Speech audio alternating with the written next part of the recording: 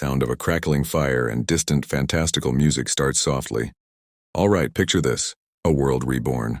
A world where two heroes, Sinju and Lin, have just conquered the impossible, slaying a legendary fire and ice dragon. But defeating a dragon is one thing.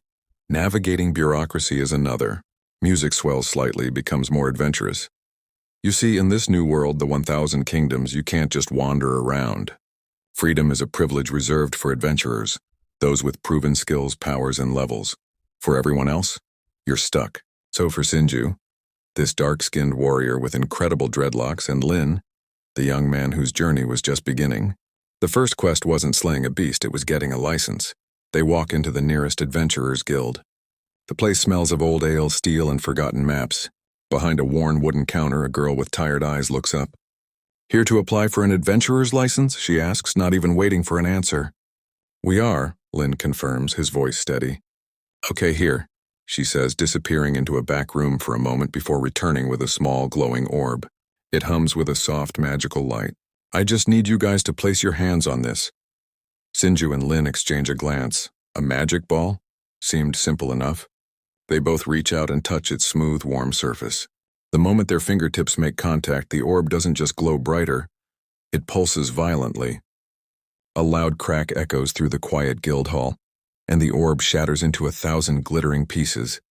Silence. Sinju breaks it, looking at the mess of sparkling dust on the floor. Is that supposed to happen? The girl's eyes are wide. She just stares, dumbfounded. "No," she whispers, shaking her head. "No, it's not. But I guess you pass." She scurries off, mumbling to herself, and returns a few minutes later with 2 freshly minted licenses, her hands still trembling a little. With their new status confirmed, they step back out into the sun. Their first destination? The Kingdom of Black Rock. And how do you get there in a world like this? Not by teleportation or flying ship, but by an old-school chariot bumping along a dusty road. Of course, it's never that easy. As they round a bend flanked by jagged mountains, a group of bandits springs from the shadows, blocking the path. They look at Sinju and Lin, seeing fresh licenses and new gear. "Noobs," their leader sneers. "Level 1s. This'll be easy pickings, boys." Oh, how wrong they were. The bandits thought they were robbing a couple of amateurs. They didn't know they were standing in the way of 2 people who had literally just defeated a mythical dragon. These weren't noobs. These were legends in the making. Before the chariot even fully stops, Lin is a blur of motion. He leaps from the moving carriage, his blade a silver streak in the afternoon light. There are a few surprised gasps, the clang of steel, and then silence. In less time than it takes to blink, it's over. Lin lands gracefully back in his seat in the still-moving chariot, not even breathing hard.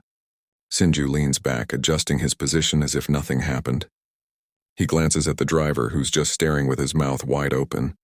"The Kingdom of Black Rock is only 15 miles away, right?" he asks casually. "Let's get going." And just like that, their real adventure had begun. The bandits were just the appetizer. The main course was a world that had no idea what was about to hit it.